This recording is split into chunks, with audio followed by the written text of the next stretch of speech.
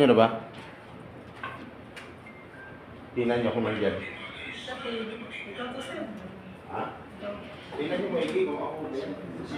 Kung sino yan.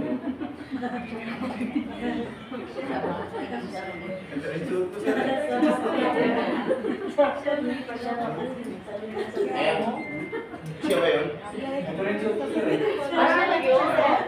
Yung manyakis. Nakarga dyan, manyakis. Pag pananagutin na, tingnan nyo dyan. Yung may kulay dilaw na ano, tapos. Scroll nyo lang. Scroll nyo lang. Yan. Scroll nyo lang kasi medyo matagal-tagal na yun. Parang siya yata ang speaker dyan eh. Ano? Gagapay, SCT.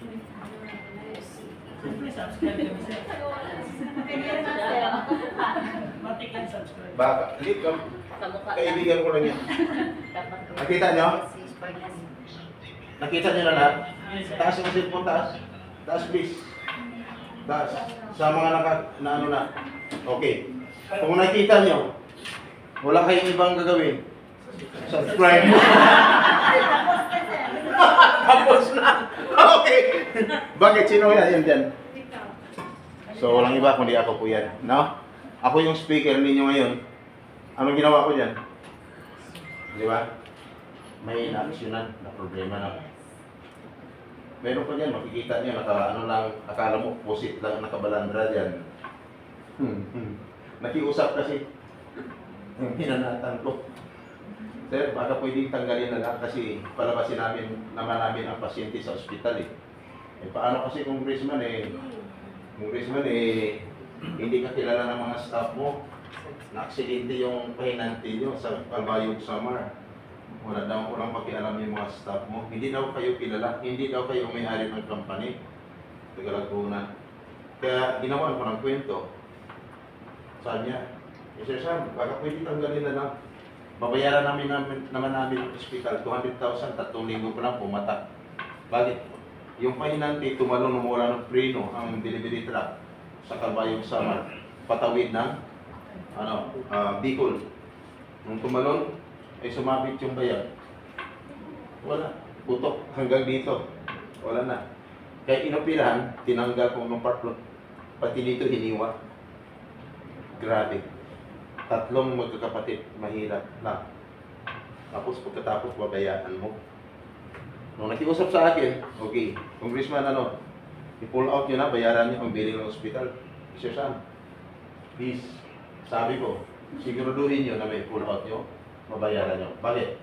Pag hindi, at hindi ko alam, sabihin nyo na pull out yan, pero nandoon pa rin, tuloy-tuloy ito, hindi pa to, dagdagan ko pa to. Ayun, nung malaman ko, 2 araw, pinull out, binayaran ng hospital.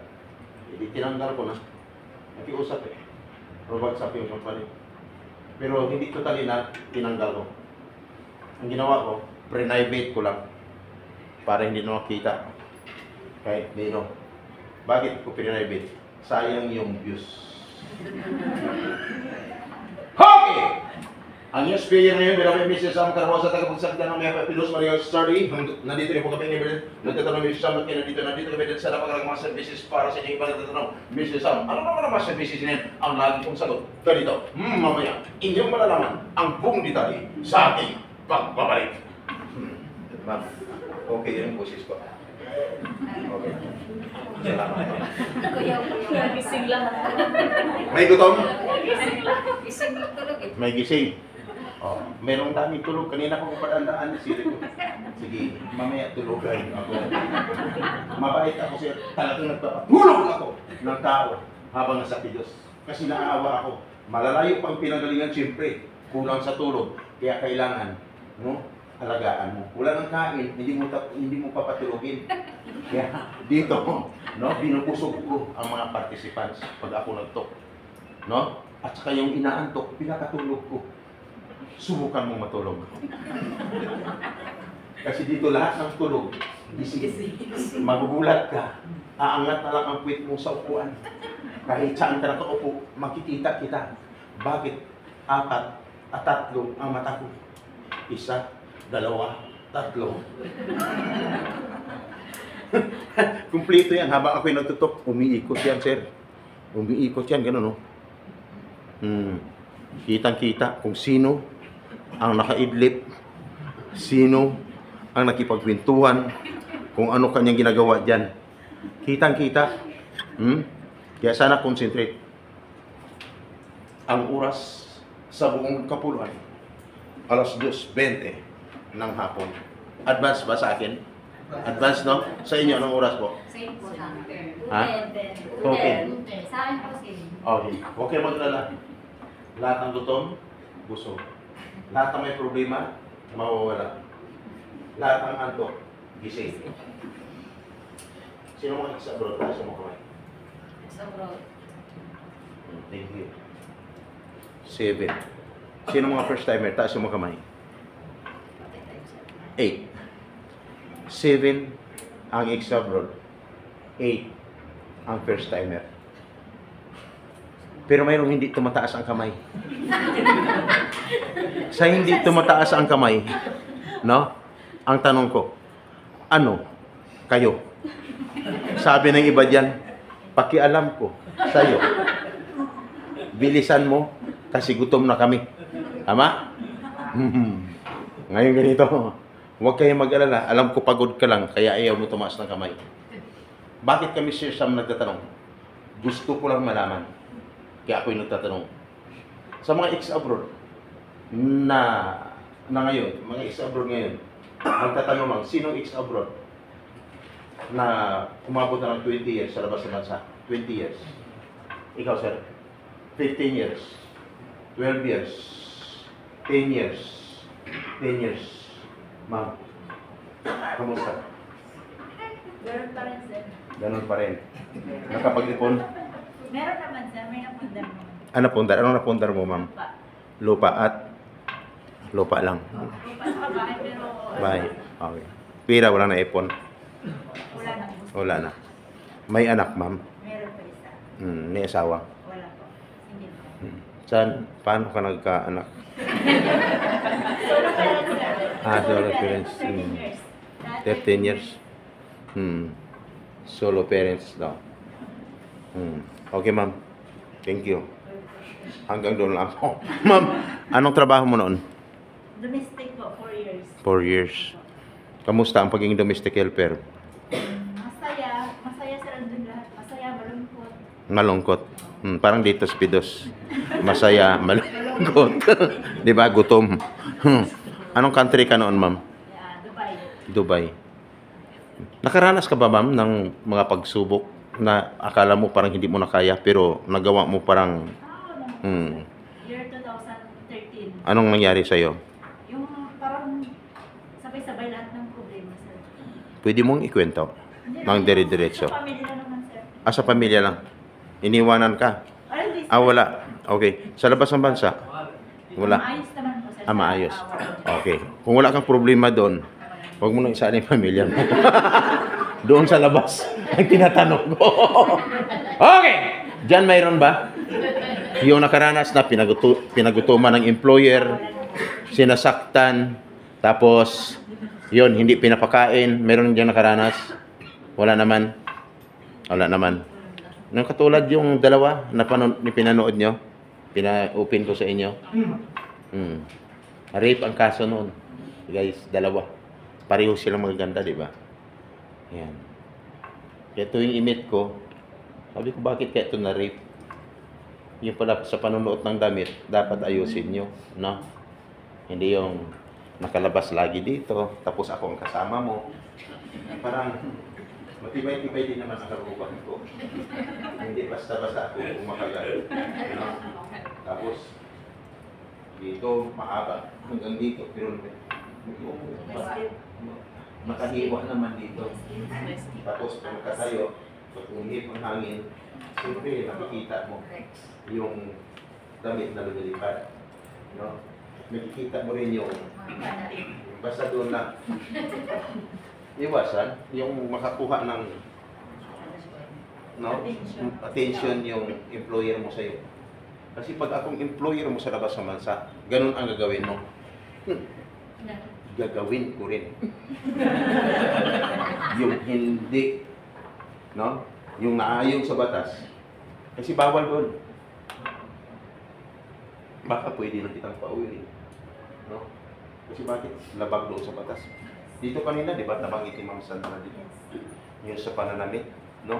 Makipag-holding hands ka lang no? Makipag-holding hands ka lang. Bawal na doon. Opposite sex sa Middle East country. Kasi pag nahuli ka, may kaso. Anong kaso? Love case. Pero under investigation ka muna. At pag napatunayan na ikaw ay, no, kayo ay may relasyon, wala kang maipakita ng katibayan. Anong kapalit? Kulong habang buhay. At may kaakibat na 150 lashes every Friday. No? Naranasan mo na bang nilalashes, ma'am? Nilalatigo? Hindi pa. Hindi pa naman. Anong country ka ngayon, ma'am? Ngayon sir, Opo. sa Dubai. Dubai din. Ingat kayo, ha? Ingat. Yung part ni Ma'am Sandra rin is part ko naman din talaga yun. Mas pareho naman kami signatory ng certificate. Accredited din ako ako. Yung part ko lang, ang hindi part ng mga facilitator lang dito. Kasi ibang part ko. Welfare assistance, just in case of emergency. Kaya ako nandito. Sa inyong pag-alis, lahat ay magiging matagumpay. Alam niyo ba, sure, ano ba? Pagkamusta ang pakiramdam kanina, nasa 100% naman. Kasi kasunod, certificate. After ng certificate, flight na, tama? 100% naman. Kasi, tapos na kayo magpidos. Yan ang tanong. After ko magtatanong din ako, kamusta naman ang excitement nyo? May natira pa ba o wala na? Kasi bakit?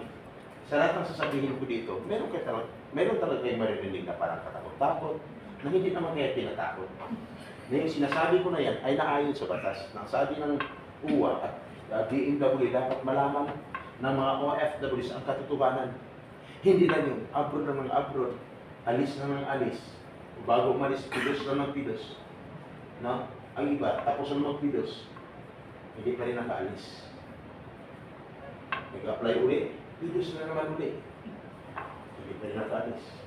Ang nangyari, pidos ng pidos. Inaabot na ilang taon ka pipidos, hindi pa rin nakaalis. Bakit? May nangyari pa sa kanya. Hindi pa gana. Hindi pa na dumaan sa tamang proseso. Kaya dapat, bilang mga OFWs, dapat lahat ay alerto. Dapat maninigurado. At dapat alamin mo ang pinapasukan mo. Kasi bakit?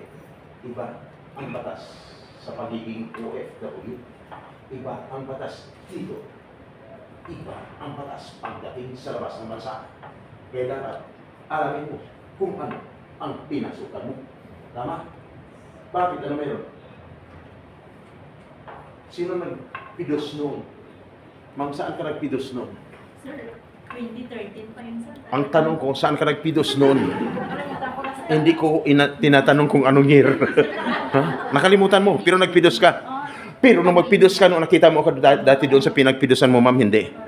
Hindi mo ako nakita doon. Tama ang sagot ko, ma'am. Bakit? Wala naman talaga ako doon sa pinagpidosan mo. Tama. Diretsahang sagot yan, ma'am. Ngayon, yung naririnig mo, yung hindi mo dati naririnig doon, ma'am, ngayon maririnig niyo sa akin. Okay? Concentrate, ha? Bawat may nangyayari sa'yo, magbawas ako ng 20% sa lahat ng sasabihin ko. May narinig ako dyan. Sabi, pastilan ba yun? Pirting kuyawa. Yung salita na yun ay Latin. Latin. Yes, sir. Sino si Esnero? Isniro. Missing. May naghanap kasi in BI. Wala, sir, wala. Grabe, no? May nagulat. Ma'am, kumusta ako nga dyan? Di kuyak pa. Sabi, di kuyak pa. Okay! So ngayon ganito. Nila katulog. Nila. Tulog lang kayo, walang problema. Sabi ko mabait ako eh. No? Concentrate, ha? Ulitin ko. lahat ng maririnig niyo dito sa akin, hindi ko sabihin upang takutin kayo. Ulitin ko, linawin ko. Dahil yan ay naayon sa batas na dapat, sabi ng UWA, sabi ng DMW, dapat malaman ng mga OFWs para maging handa sila anytime pagdating sa labas ng ating bansa. Tama? At hindi po sila magiging mukhang hindi po sinabi yan. Hindi kayo maging mukhang walang alam pag may nangyari. Hindi lang sa Pilipinas, pati pagdating sa labas ng bansa. Malinaw? Ayos ba? Huwag niyong sisihin ang inyong agency na dito kayo pinadala. Baka pag uwi niyo, sabi niyo, ma'am, ayos doon yung puro naman katakot-takot yung nanirin namin doon.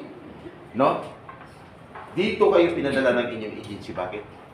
May ibig sabihin na, mahal kayo ng inyong agency. Malinaw? Sabi naman iba, paano mahal? Gutom na kami.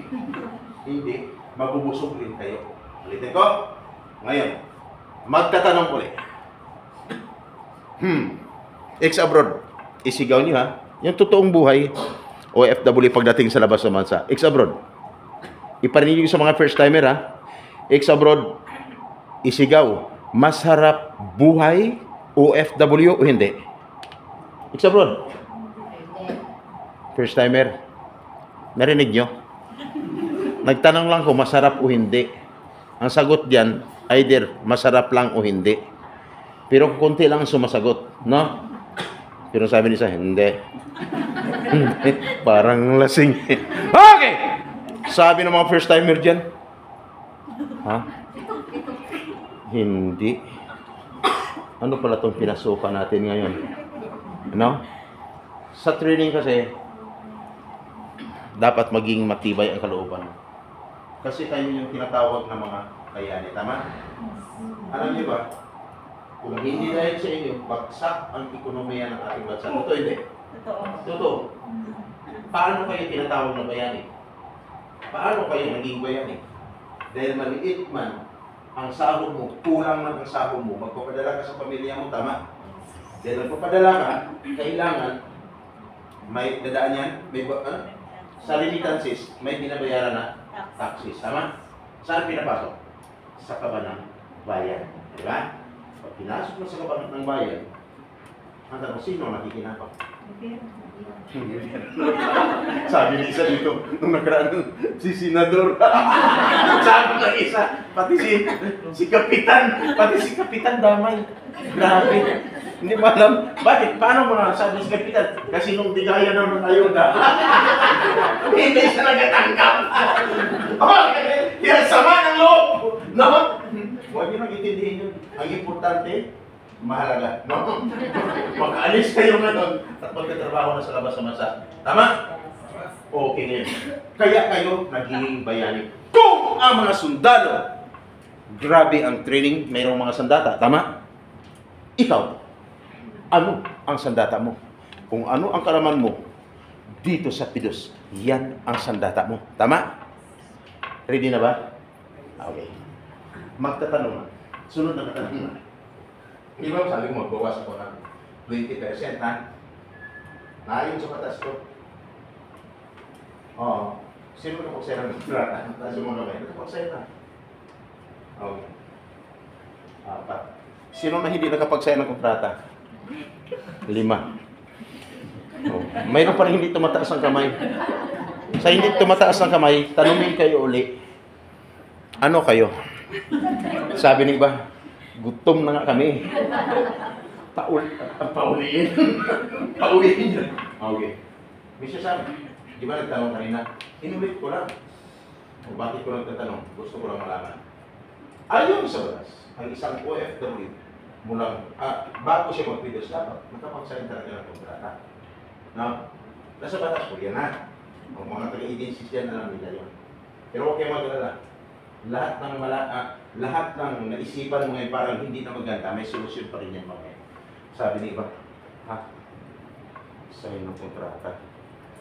Bakit kami wala? Sini ko pa ng isa yung katabi. Ikaw. Pag-sign ka na ba? Hindi na eh. Kaya kung nangyari sa'yo, magbawas ako ng 20% sa excitement mo. Ang natira sa excited mo na 100%. Ang natira is 60%. At dapat, sisiguro na yun na sa inyong after ng pagpidos, makaalis na. Tama? Kasi nasa batas po, ang isang OFW mo lang nag-apply at ang isang 60 to 90 days prior, dapat nakapag-flight na. Dapat na-deploy na, dapat magtrabaho na sa labas ng bansa, at dapat wala na siya ngayon yan sa kanya inuupuan. Sabi ni Ibaha, 60 to 90 days. Bakit kami? 120 days na dito pa rin. Problema hindi. Problema? Another 20%. Ang ibabawas ko sa excitement mo. Ang natira? 40%. At bakit kailangan makaalis? Kasi hindi na siya nakapag-sign ng kontrata, nakapagpidos, ang iba nakapagbayad na ng placement fee. Tama? Kaya normal lang, dapat nakaalis ka na. O, ang tanong, halimbawa lang, pag nagbayad ka ng placement fee, ang salary mo is 20,000, magkano naman ang maging placement fee? Dapat equivalent of 1 month salary. Tama? Sabi ng iba, ha? 1 month salary? Bakit sa akin sobrang laki? May ibig sabihin, guys, another 20% ang ibabawas doon sa 40% mo na excite, 60. Tama ba? 60. Oh. Ang natira, 20 na lang. Tama? Okay. At pag nagbayad, saang lugar? Sa Jollibee, sa Chowking, sa McDo, sa Max Mall, Hotel, Restaurant. May sumagot dito, 7-Eleven. Bakit? Naging karanasan mo na, ma'am? Naging karanasan na dati, no? 7-Eleven dati. Yung scam na pera, Yun na nga. Okay! Dapat sa loob ng agency, no? At dapat, sigaw na yung isa dito ng karanasan sa ano? Sa Gcash. Gcash po. 12 teacher na dali sa Gcash. 280,000 bawat isa. Sana huwag na maulit ha. Sinundan ng 20, 170,000 bawat isa. No? Gcash din. Anong bansa? Ang pupuntahan? Ay, grabe. Ginagaya yung mga agency dyan na matitino. Pero hindi nakipag-transaksyon sa agency. Alam niyo saan? Sa labas. Papunta na ng Poland, South Africa, Malaysia, Czech Republic. Ang ganda mga lugar. Nadali. Gumagamit at ginagamit pa ang pangalan ng matitino na agency. Siya ha. Dapat kung nagbayad sa loob ng agency. At dapat pag nagbayad, mayroon pa kulang resibo. Sabi ni iba, resibo. Bakit kami wala? Kung wala, may nangyari sa'yo, another 20% ang ibabawas ko. Wala na natira, tama? Ubos na. O, ang tanong, diretsahan. Isigaw nyo yung pinakamalakas, yung parang galit na galit ka. Okay ha? Sigaw mo sila? Okay. Sigaw. Ang tanong, tuloy, hindi. Mahina, tuloy, hindi. Tuloy! Isa pa! Tuloy! Isa pa! Tuloy! Isa pa! Tuloy! Sabi ni isa dyan, sinikot. Ang bilis kasi ng mata ko eh. Sabi ni isa dyan, sinikot yung katabi. Tuloy ka pa ba? Okay. Iyan, isa lang sa mga bagay-bagay na sinabi ko para may kunting kaalaman kayo. Pero, may nangyari man sa'yo, dapat, sa labas, ginagamit lang ang pangalan ng agency, i-inform po ang inyong agency, ha? Ano man ang mangyari o nangyari sa'yo, dapat may alam ang agency. Kasi baka ginagamit lang ang pangalan ng agency, ang purpose lang, pagkakitaan lang ang OFW, para hindi naman madamay ang agency. Kasi, binabanggit ang pangalan ng agency, tapos hindi naman talaga sila taga-agency, no? Kasi alam niyo yung mga gawain na yan, no? Pag nangyari sa iyo, that is a violation of Republic Act 8042 of Anti-Illegal Recruitment or 10022 as amended of Anti-Human Trafficking Violation. Kaya dapat magiging maingat. Kung mayroon man dyan, hindi pa nakapag-sign ng kontrata, huwag kayong mag-alala. Bakit? Si by the belt kayo. Bakit? Ibig sabihin, mahal lang kayo ng inyong agency. Hindi nakapagsign ng kontrata, pinapilos. Ang purpose, hindi na kayo mabaon sa utang kapabalik-balik. No? Para isahan na lang, after na magpidos, bago umalis, sign ng kontrata. Tama? Kaya mahal kayo ng inyong agency. Pagdating sa labas ng bansa, may problema man, dapat huwag kalimutan ang inyong agency. Malinaw? Kasi, kung hindi dahil sa inyong agency, wala po kayo. Hindi po kayo makarating sa labas ng bansa. Kaya pag may problema, huwag niyong gawin katulad ng iba, sumbong dito, sumbong doon. Ang nangyari, hanggang sa nagsara na lang ang agency, hindi pa nasolve ang problema. Nag-viral na lang ang problema mo, no? Hanggang kayo, hindi pa rin nasolusyonan ang problema. Nakarating na sa abogado ang problema, natalo pa rin. Sa abogado, guys, manalo o matalo, magbabayad ka. Tama?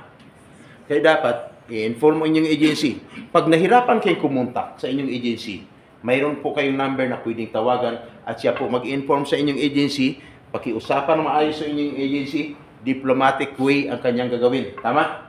Na hindi na kailangan maapektuhan kayo, agency hindi maapektuhan sa inyong problema, pamilya mo hindi apektado. Anong kanyang gagawin? Sa number na yon, siya ang kakatok sa pintuan ng inyong agency, makipag-uusap ng maayos, diplomatic way, ang purpose, mapabilis ang pag-solve ng problema. Ayos ba? Yan ang mga sikreto sa naging matagumpay na OFW. Mission lang, paano maging sikreto? Wala naman kaming number. Gusto nyo madala ang number na yun?